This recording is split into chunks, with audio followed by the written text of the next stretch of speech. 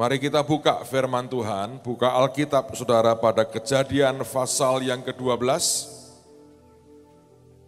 ayat yang pertama sampai dengan ayat yang ketiga.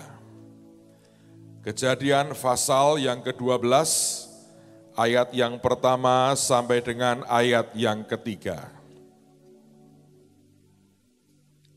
Berfirmanlah Tuhan kepada Abram, pergilah dari negerimu dan dari sanak saudaramu dan dari rumah bapamu ini ke negeri yang akan kutunjukkan kepadamu.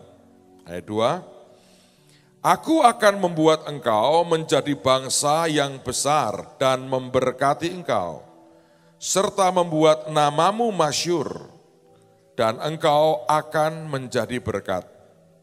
Ayat 3, Aku akan memberkati orang-orang yang memberkati engkau dan mengutuk orang-orang yang mengutuk engkau. Dan olehmu semua kaum di muka bumi akan mendapat berkat. Saudara sekalian, kalau Anda membaca akan silsilah Tuhan Yesus, saudara akan melihat bahwa kalimat pertama akan berkata, bahwa Yesus itu adalah anak Daud, anak Abraham. Baru kemudian pada kalimat berikutnya diberikan penjelasan yang detail siapa-siapa nenek moyang daripada Tuhan Yesus. Tapi asalnya sebetulnya dua nama ini muncul di depan. Dan sepertinya Yesus itu dikaitkan dengan dua nama ini, yaitu Daud dan Abraham. Pastilah yang lebih tua dari Daud adalah Abraham, karena dia nenek moyang daripada semuanya. Yang saya tertarik adalah kalau Anda membaca dalam surat Paulus, dia mengatakan di dalam Kristus kita berhak menerima warisan atau janji Tuhan kepada Abraham. Itu merupakan berkat yang dikatakan merupakan berkat atau warisan daripada Abraham. Untuk kita bisa mendapatkan warisan yang Tuhan berikan kepada Abraham, Anda dan saya harus melihat akan assignment atau penugasan yang Tuhan berikan kepada Abraham. Nah, Kejadian pasal 12 menegaskan akan hal itu. Dan kata pertama, kalimat pertama yang muncul adalah pergilah. Yang menarik ketika Yesus memberikan amanat agung, dia juga berkata kepada para muridnya dan kita semua dengan kata-kata yang sama, yaitu kata-kata apa? Pergilah. Pagi hari ini saya mau mengajak semua kita melihat akan esensi daripada perintah Tuhan ini.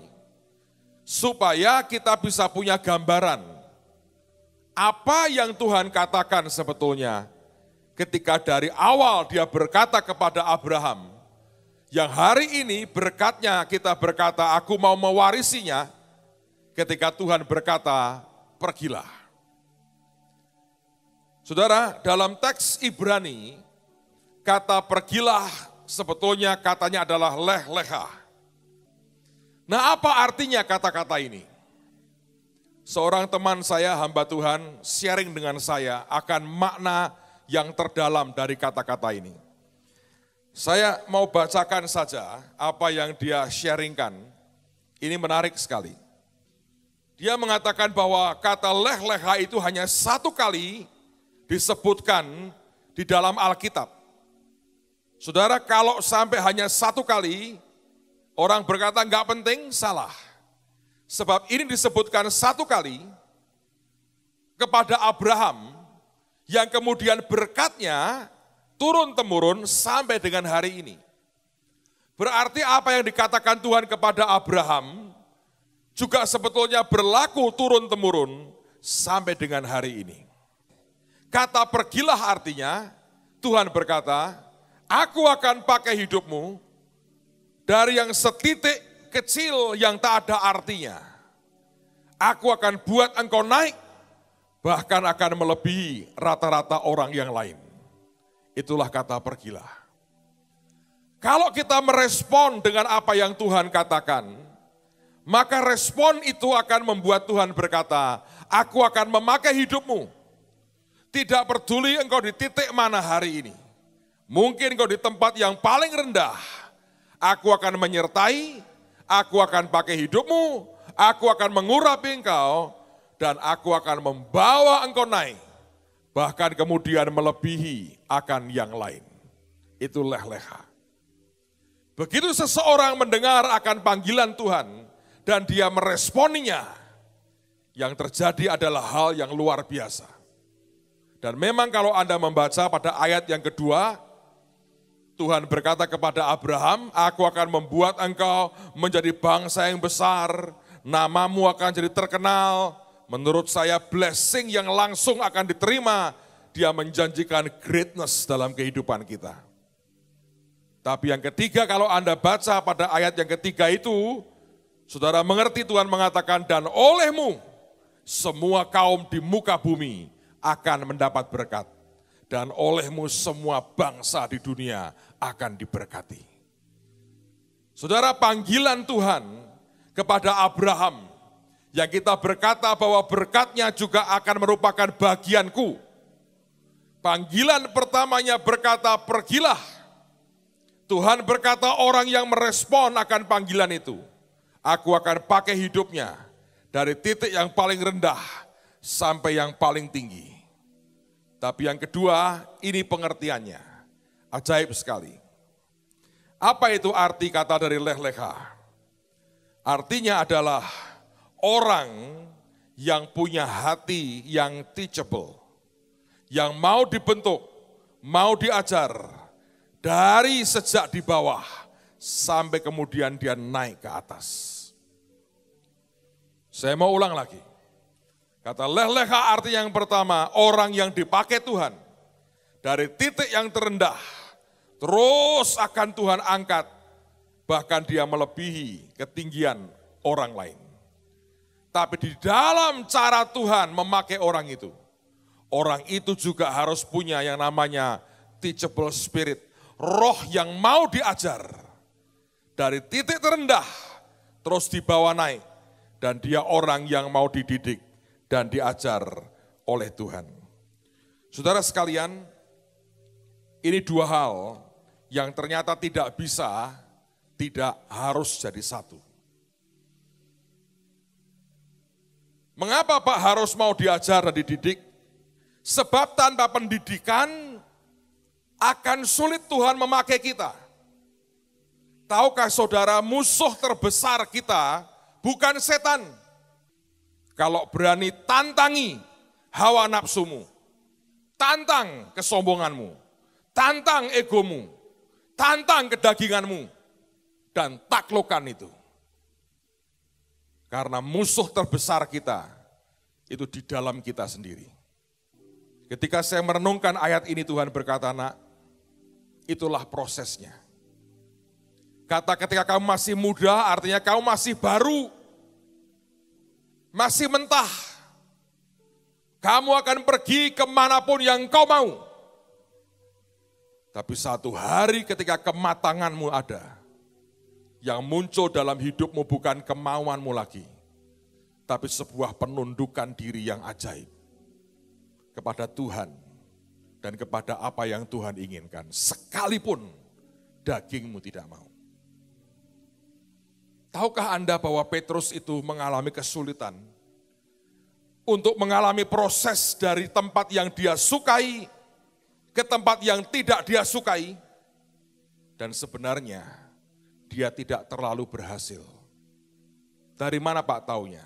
Sederhana. Di antara 11 rasul yang tersisa ditambah dengan Matias yang ke-12. Rasul Petrus merupakan rasul pertama yang ditugasi Tuhan menjangkau bangsa lain. Kemana dia pergi? Rumah Kornelius. Anda ingat ceritanya?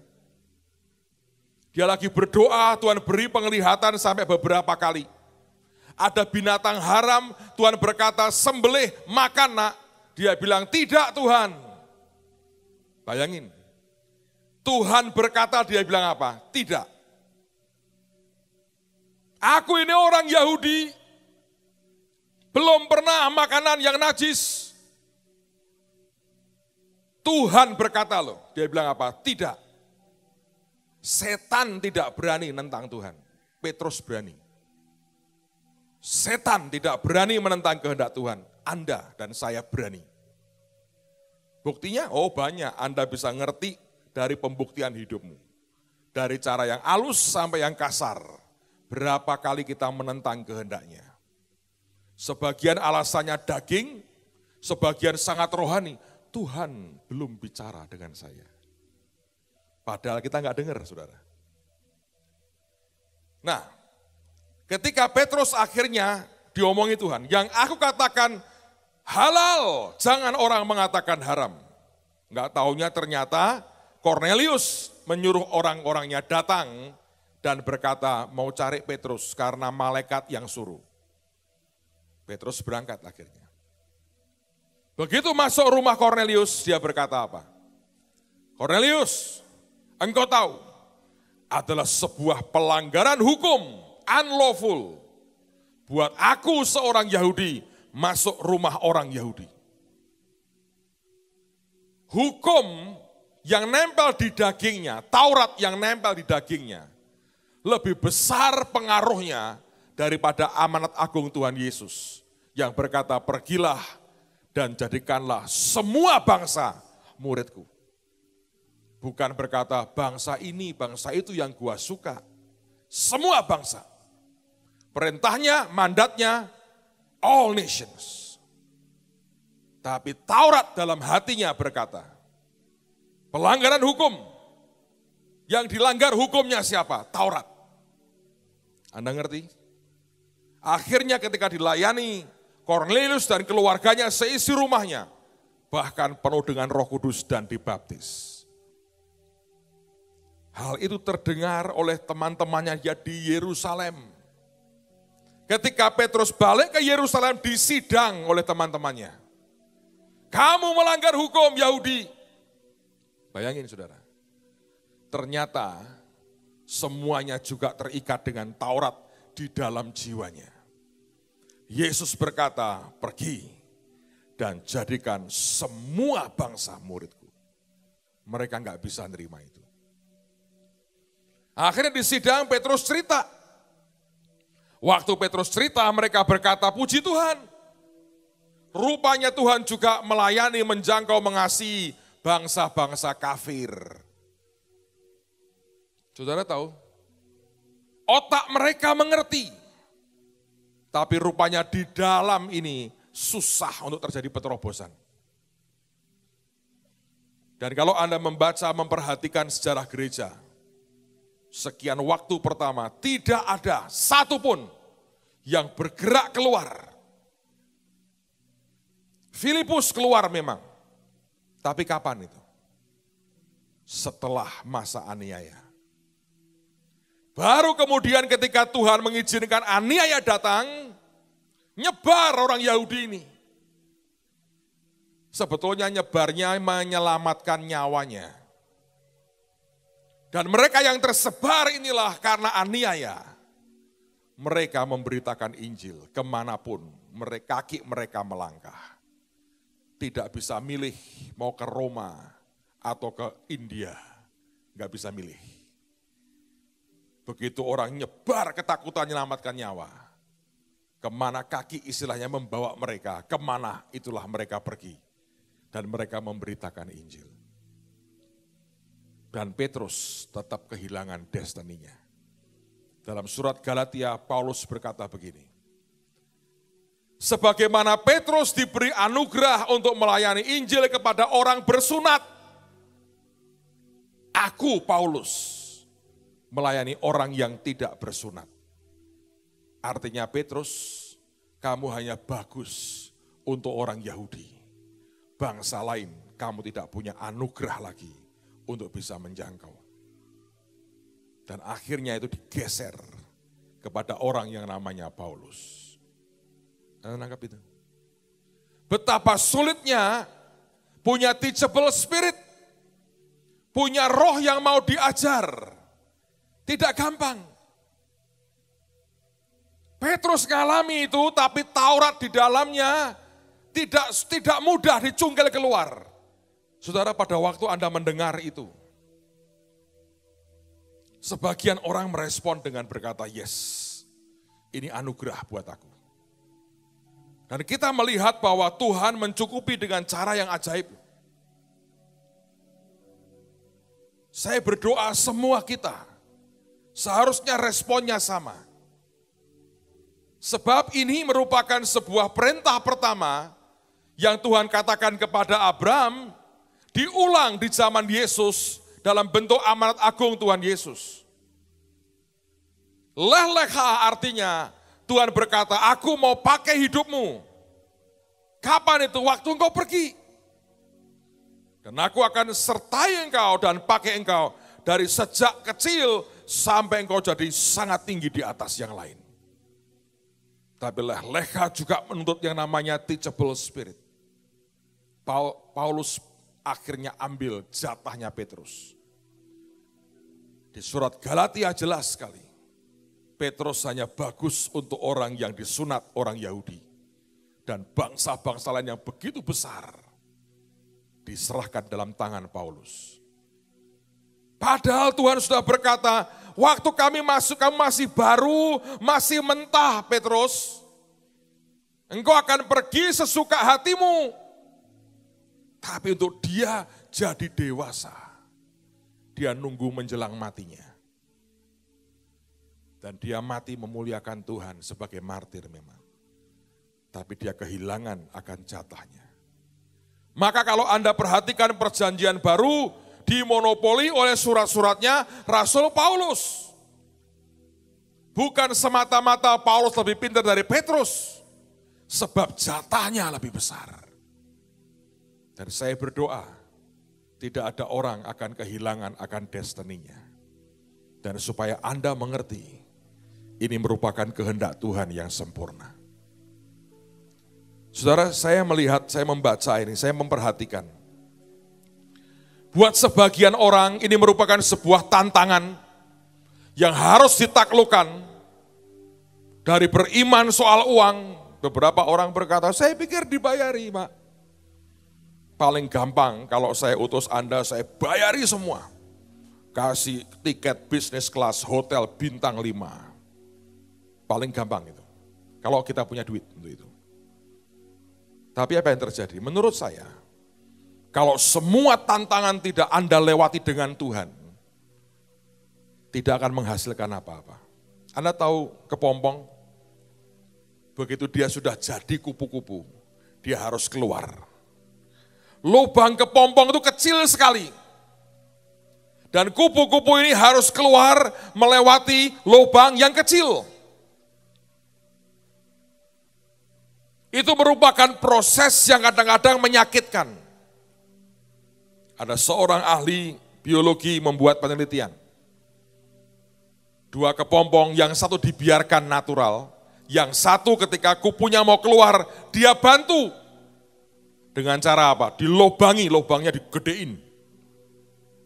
Maka yang digedein lubangnya keluar dengan cepat. Begitu keluar, dia bukannya terbang ke atas, dia jatuh ke bawah. Sayapnya lunglai, tidak bisa dipakai untuk terbang. Dan ketika dia teliti ternyata proses melewati lubang yang kecil itulah yang dengan susah payah dia harus berjuang. Memperkuat semua otot pada sayapnya. Sehingga dia punya kemampuan buat terbang. Yang jatuh ke bawah dalam hitungan menit dimakan predator dan dia mati. Saudara, saya belajar dari pengalaman yang dialami anak saya sendiri. Dan ternyata Tuhan mengatakan, "Nak, seperti itulah caraku mendidik anak-anakku. Supaya mereka jadi dan mereka hidupnya diberkati." Sekian minggu yang lalu, beberapa saat setelah kami pulang dari Ukraina dan Jerman, saya sudah ceritakan minggu lalu sedikit. Anak saya yang laki datang ke saya merayu bapaknya. Dia bilang, "Papi, aku mau minta izin ikut retreat." "Retreatnya siapa?" Dia jawab, "US Army dan keluarganya. Tentara Amerika dan keluarganya." Di mana? "Belgia." Loh, wah ini jalan-jalan namanya. Retreat kok lu mau Belgia? Saya doain. Terus saya ngomong gini, "Boleh berangkat. Cuman papi kasih kamu satu syarat. Bahkan dua. Yang pertama papi, jangan, yang kedua dulu," saya bilang. "Yang kedua, selesai retreat kamu harus ke Belanda. Tahun depan kalau Tuhan boleh, kita mau buat retreat untuk orang-orang Indonesia dan seorang-orang lain di Eropa. Aku mau buat di Belanda. Kamu harus ngecek tempat retreatnya, foto, kasih laporan, kasih data, oke tidak tempatnya." "Oke, itu beres." Semangat ya. Syarat pertama, kamu harus berangkat sendiri. Tidak boleh bawa teman, tidak boleh bawa rombongan, tidak ada dayang-dayang, tidak ada bodyguard, tidak ada teman, tidak ada siapapun, sendiri. Dari Semarang pulang balik sendiri. "Oke," katanya, "deal ya, salaman. Sendiri. Aku yang ngatur tiket, jangan kamu, nanti kamu pesen 2. Aku yang ngatur tiket." Saya atur semua, saudara. Sudah. Hari berikutnya, pagi-pagi sana, dia ngabari, "Sudah mendarat, Pi. Tolong doain ya, ini harus ngadepin imigrasi." Saya bilang, "Perkatakan supaya malaikat tutup mulutnya orang itu. Jangan tanya macam-macam." Siang itu juga berangkat ke Belgia. Dia pikirnya semalaman di Jerman dulu, santai, rileks, jalan-jalan. Enggak ada. Siangnya berangkat. Dan di siang itulah stres paling berat dimulai. Teman yang dia pikir akan ikut, ternyata harus ngajar. Karena dia asisten dosen, orang Indonesia. Tidak mungkin cuti lagi. Dia harus kerja. Dia berkata, "Sorry Sam, aku nggak bisa ikut." Pucet saudara. Dia sadar betul-betul sendirian. Tidak ada rambut hitam yang nemeni dia. Apalagi ngomong boso semarangan, ngerasani soto dan gudeg tidak ada saudara. Akhirnya kira-kira naik mobil nggak tahu 4 jam lebih, hampir 5 jam. Jam 10 malam kira-kira dia sampai di Belgia. Sudah nyampe Pi. Begitu dikasih tahu ruangan tidurnya, dia shock lagi. Saya ini ya kasihan, tapi saya punya tujuan. Saya enggak coba tunjukkan rasa kasihan saya. Saya bilang gini, "Gampang, angkat kasurnya, beresi, itu pasti ada yang enggak benar." "Bapak kok kejam?" "Oh tidak." Nanti Anda lihat akhir ceritanya. Salah satu tekanan, saya doain Tuhan tolongi dia. Aku tidak mau dia keluar jadi orang kalah. Dan percuma, enggak ada gunanya. Aku mau dia keluar jadi orang yang menang. Enggak lama, mulailah acara pertama mereka, main pinball. Nah bayangin, itu kan tembak-tembakan pakai peluru cat itu saudara. Lah waktu tentara retret ya mainannya begitu, mau apa lagi? Tentara. Dia ngomong gini, aku enggak main Pi, mau nonton aja. Kenapa? Harus bayar. Sejak kapan kamu irit? Papi sudah kasih kamu uang cukup, ikut main dong. Kalahkan tentara Amerika. Ya apa aku bisa? Bisa. Aku kan nggak pernah latihan perang, ya tapi sering nonton film perang. Ya seakan-akan kamu Rambo kan hebat, aku bilang.